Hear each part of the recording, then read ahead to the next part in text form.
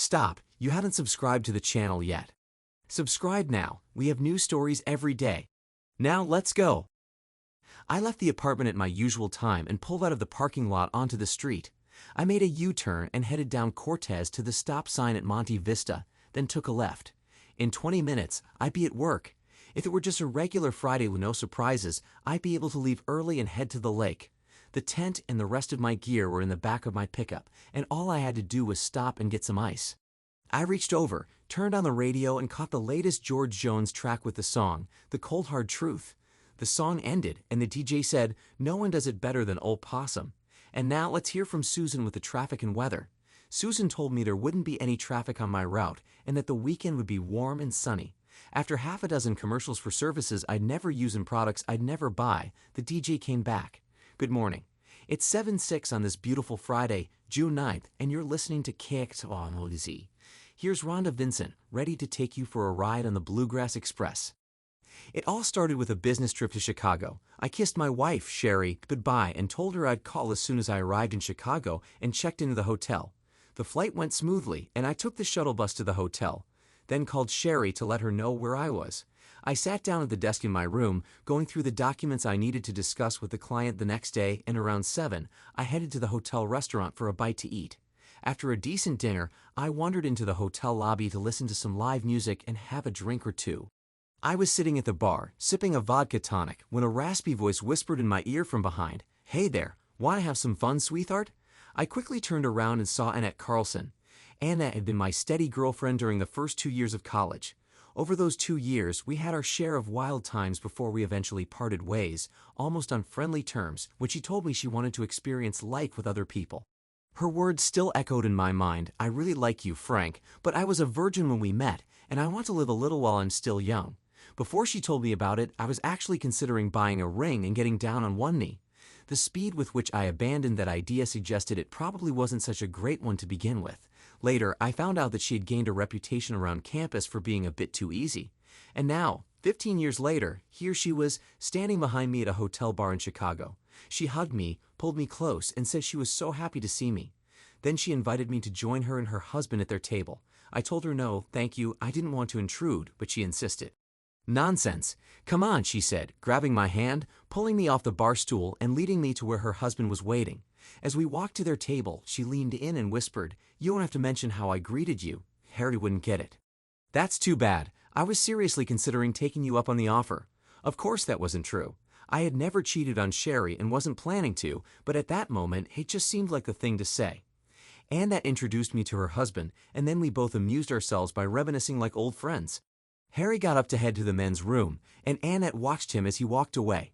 Once he was out of sight, she asked, "Why did you even let me go?" "As far as I remember, I didn't let anything happen. You just straight up told me you wanted to explore the male population at school and said goodbye." Biggest mistake of my life. I already had the best and didn't even know it. Thanks for the compliment.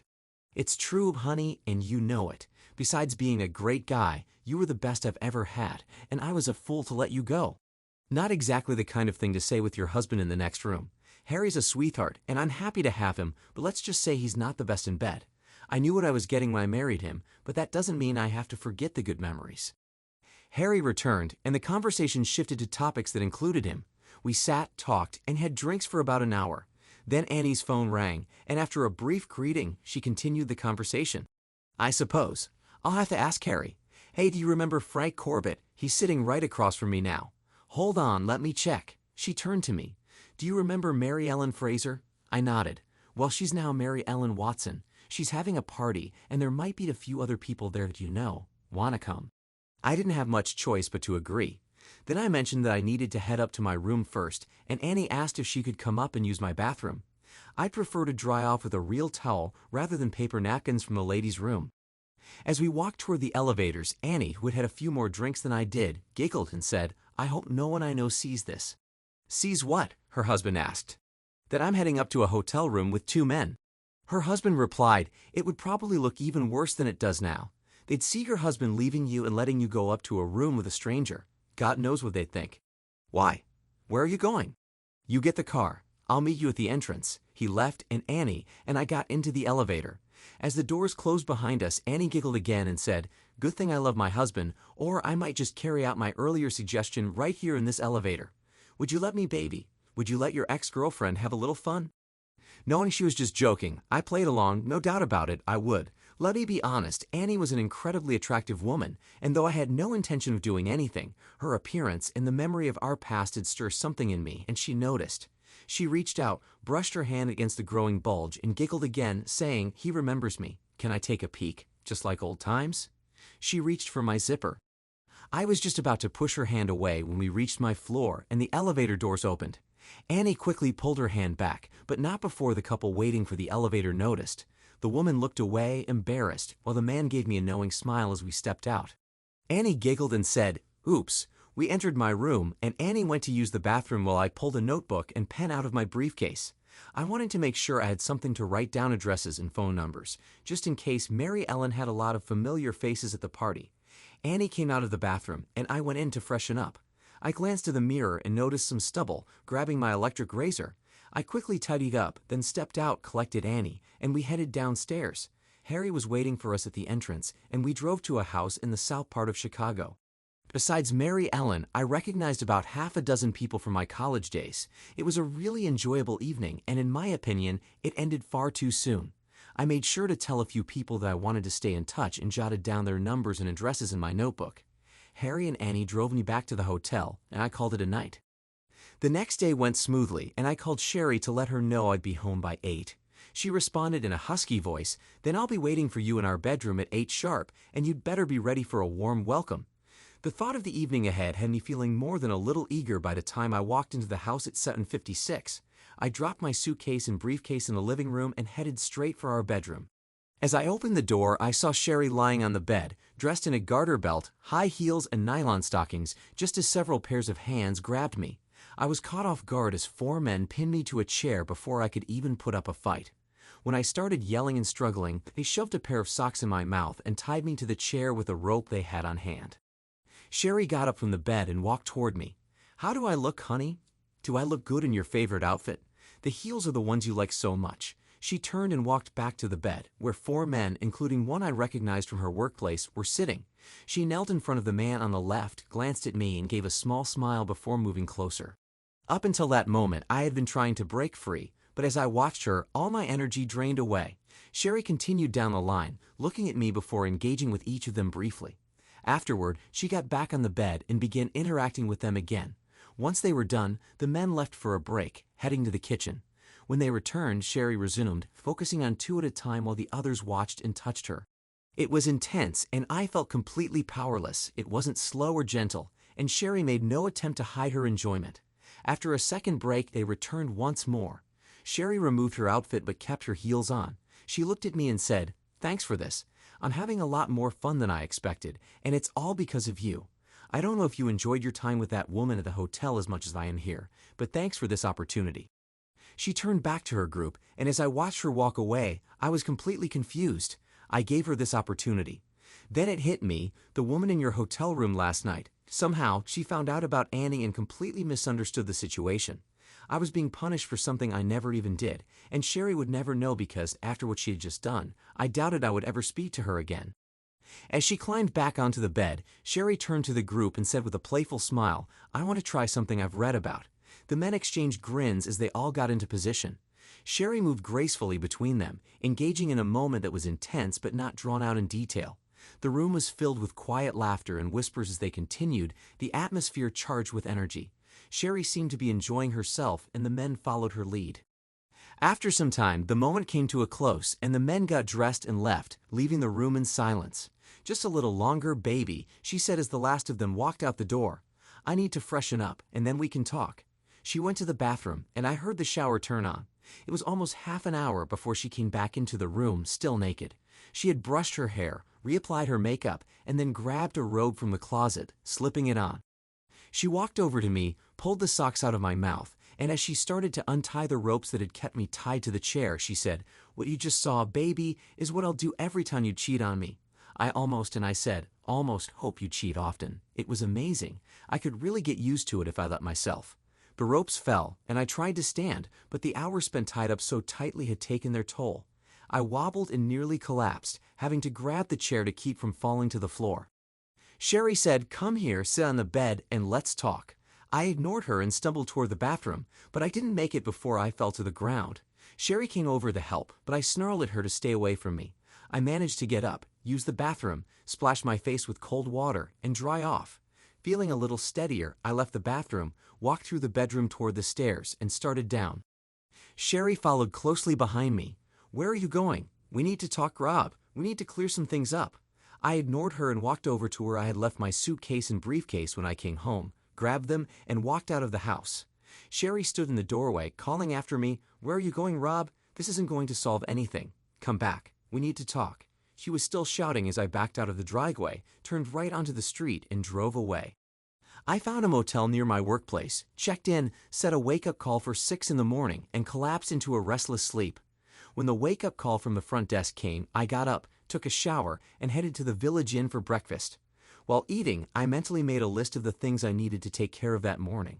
At 8, I called my boss and told him I was back in town but had some personal matters to handle and that I'd be in around noon. By 9, I had emptied our bank accounts and taken everything of value from the safety deposit box. I walked down the street to another bank, opened new accounts, and rented a new safety deposit box. By 10, I had canceled all our joint credit cards, keeping only my American Express and one Visa card that was solely in my name. I called Sherry's office and asked to speak with her. As soon as she said hello, and I confirmed she was at work, I hung up and drove home.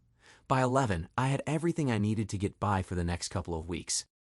When I arrived at work, the secretary handed me a stack of message slips, 2/3 of which were from Sherry. I sorted them out from the pile and tossed them into the trash bin next to Carol's desk. Then I told Carol that Sherry and I had separated and asked her not to take any more messages from her or put her calls through to me. I went into Ben's office and gave him a rundown of my meetings in Chicago.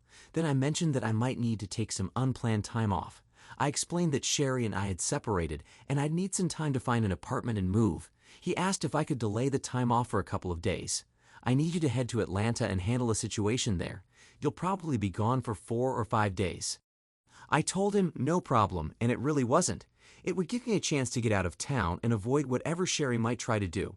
I bet that by the time I left Ben's office, Sherry wouldn't be able to use any of the credit cards. She wouldn't be able to reach me either, so she'd probably try to come to the office, but by then I'd be in the air on my way to Atlanta. I informed Ben and Carol not to tell Sherry that I'd left town, then headed back to the motel, packed my things, and went to the airport. While waiting for my flight to be announced, I picked up one of the free housing magazines and started browsing through it, making a list of places to check out when I returned to the city. About halfway to Atlanta, it dawned on me that I had forgotten something important. I used the in-flight phone to call Ben and asked him to stop my direct deposit and hold my paycheck for me until I got back and could transfer it to my new bank. While I was on the phone with him, he mentioned that Sherry had called. When she couldn't reach me, she insisted that Carol connect her with Ben. She tried to persuade Ben to make me answer her calls, but he told her that I had informed him we had separated. He then told her that communication between her and me wasn't the company's concern and that he wasn't going to get involved. After that, he hung up on her. Once I arrived in Atlanta, I checked into a hotel and got a good night's sleep. The next day was spent putting out fires at the Atlanta office, and when I returned to the hotel, I called my parents, my brother George, and my sister Mary. I told them about my separation from Sherry. I didn't go into too much detail, simply saying that I had returned home from a business trip early and discovered something I didn't like. My mom mentioned that Sherry had called, asking her to tell me to return her call. Naturally, I didn't. The next morning at 9, I called Ben to give him an update, and he surprised me. He told me he had seen Sherry the previous evening. "I guess since she couldn't get through to you, she decided to wait for you in the parking lot until you finished work," he said. "How's Atlanta treating you?" he asked. "I've only been here a few times, but I think it's a nice place. Is your separation from Sherry temporary while you try to work things out, or is this headed for a divorce? There's no chance of us getting back together. How would you feel about relocating?" "What do you mean?" "This is the 3rd time I had to send someone to Atlanta to sort things out. I'm planning on letting Falstaff go. Would you like to take over the Atlanta office?" "Hell yes, I'd love that." "Good, then it's settled. We'll work out the details when you get back." That boosted my spirits, and as I sat there smiling, it occurred to me that moving to Atlanta would save me from having to avoid Sherry, which was going to be tricky. If she was willing to sit in parking lots waiting for me, who knows what else she might try. I wasn't afraid of facing her, but I simply didn't want to. From the way she spoke while untying me, it was clear that her attitude was, okay, now we're even and we can move on, but that was never going to happen. If she had gone off and slept with some guy in a motel and then come back home saying, all right, now we're even, our marriage would still be over. But for her to do what she did with 4 men and expect me to accept it, no way. Not in a million years. The only thing a face-to-face meeting with her would accomplish is that I'd probably end up spitting in her face. I understood why she did it, and I hated it. She didn't trust me enough to talk to me first. She just assumed the worst. Screw her. No, it was better to just walk away. I wasn't going to file for divorce. I was just going to leave. I wrapped up my work in Atlanta and headed back home. After leaving the airport, I checked into a hotel near my workplace, then went to the office to update Ben. We discussed the logistics of my move to the Atlanta office and outlined a timeline for when it would happen. Then I took a couple of days off to handle some personal matters. I parked further down the street from the house after Sherry left for work. As soon as she turned the corner, I dialed a number on my cell phone and said we were ready to go. A few minutes later, a rented Ryder truck pulled up to the driveway with my brother George behind the wheel. Right behind him, a car arrived and parked, and out came Skip and Corey, 2 of my closest friends. They joined George and me. Within 2 hours, I had everything I wanted packed up. I took all my personal belongings, the home desktop computer, printer, and enough furniture to set up in an apartment in Atlanta. I reached out to a lawyer to draft a power of attorney for my brother, and then I put a copy of it in an envelope along with a note that said, "Call George when you're ready to sell the house. He'll handle it for me." I didn't bother to sign it and mailed it off. She would receive it in about 2 days, and by that time, I'd be well on my way to Atlanta. I wasn't concerned about the house. We had refinanced it to build a swimming pool and tennis court, and I doubted there would be any equity left once the selling costs were deducted from the proceeds. I had one more stop to make, so I told the man what I needed, handed him some cash, and then drove to where I had rented the truck. They attached a trailer for towing my car. I headed to George's place, loaded my car onto the trailer, and within half an hour, I was on my way to Atlanta. I called Ben to let him know I had arrived in Atlanta, and he set his plan in motion. That same night, he flew to Atlanta, and the next morning, he went to the office, fired Falstaff, and sent all the employees home for the day, assuring them that their pay wouldn't be affected and they could return to work the following morning. I spent the day apartment hunting and settled on one by the time I met Ben for dinner. Over dinner, he told me that Sherry had been showing up in the parking lot almost every day, sometimes even twice a day, once in the morning, trying to catch me coming back to work, and again in the evening, hoping to intercept me as I left. One time, she even stopped Carol and offered her $100 to sneak her past the security guard in the lobby and up to your office. Seems like she still doesn't know you're gone. The next morning, we were at the office to greet the staff when they arrived for work. Ben brought everyone up to speed, wished me luck, and then headed to the airport. The next week and a half were spent moving into my new apartment, getting my new office in order, and getting to know the employees while they got to know me. On the last Friday of the second week, I received a package in the mail and set it aside to go through over the weekend.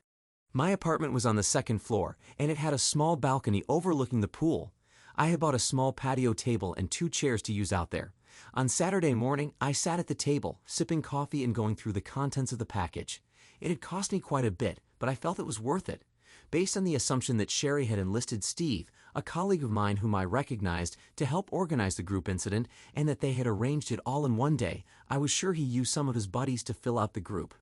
I had given the private investigator all the information I had on Steve and provided descriptions of the other 3 men who had been there that night. I told the detective I wanted him to follow Steve and find out if he was meeting with anyone who matched those descriptions, and if so, to gather information on them. The results were much better than I'd expected. Steve had indeed met with 3 men who matched the descriptions I'd given the detective, and sheer luck confirmed that these 3 were exactly the ones I'd been looking for. The operative who was tailing Steve saw him meet up with the trio at a sports bar and managed to take a seat nearby. He overheard them talking about the group incident and discussing when they could do it again. He didn't catch if they had set a date because he got up to call for backup and follow the trio as they left the bar. It was incredibly expensive, but now I had the names, addresses, and workplaces of all 4 of those guys. I started making plans. It took 3 months before I could arrange a weekend trip. I drove. No one tracks cars like they do planes, and I had extra gas in cans so I wouldn't have to stop at any gas stations. By the time I went to work on Monday morning, I was filled with the satisfaction of knowing it would be a very long time before Steve Bowen could use his equipment again. A cast iron pipe applied multiple times to the groin area tends to have a damaging effect on male organs. Apparently, a hooded man caught Bowen in the parking lot outside his home and beat him within an inch of his life, taking his watch, rings, wallet, and everything else in his pockets. 3 weeks later, the same thing happened to Archie Mellon and Jeff Montrose. By the time I made my third trip, Norm Reed seemed to have figured out what connected Bowen, Mellon, and Montrose and took a job in another state, hightailing out of Dodge. It was a shame, but 3 out of 4 wasn't bad. I considered hiring the private detective to track him down, but decided against it. 5 months passed, and work was going well. I met a few ladies in bikinis lounging by the pool and got particularly close to one of them.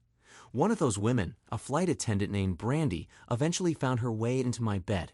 Whenever she wasn't flying or visiting her parents, she spent time with me. It was a good arrangement for both of us until she told me she was getting married to one of the captains she regularly flew with. I suspect that when she wasn't in my bed, she was in his during their layovers. As a parting gift, she introduced me to another flight attendant named Gloria, and we hit it off. Gloria made it clear from the start that she was only interested in a friends with benefits arrangement, which suited me just fine. I felt down for a couple of days after losing Brandy and before starting things with Gloria, but then things got worse. One Tuesday evening, I came home from work, pulled into the parking lot, and as I got out of the car, I heard, "Hello, Rob." I turned around and saw Sherry. I just stood there staring at her. Surprised to see me? More disappointed than surprised. Disappointed. I was hoping I'd never see you again. The way I left should have made that clear. Maybe it would have if you had filed for divorce. The fact that you didn't give me hope that we could work things out and continue our life together. There's no chance of that. Your group incident put an end to that. How can you blame me for that after what you did? I don't even know what you think I did.